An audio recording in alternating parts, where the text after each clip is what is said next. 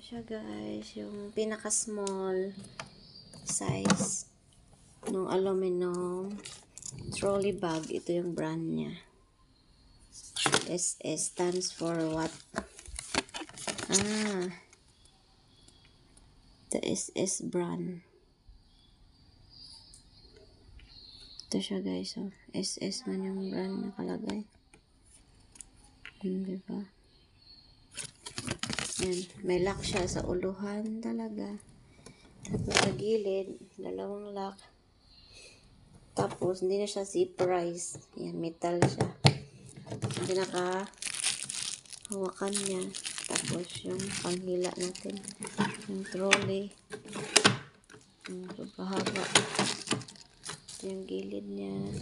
Tapos, hindi ka mahirapan magpaikot-ikot-ikot. Ka 360 daw yung angle niya na kaya niya ikutin. Parang drone. Diba? Ito yung pinakamaliit. Pangatlong size. Small. Meron akong large. Ito yung small. Yung medium pagbalik ko na. Kasi wala silang stock sa medium size. So, yan.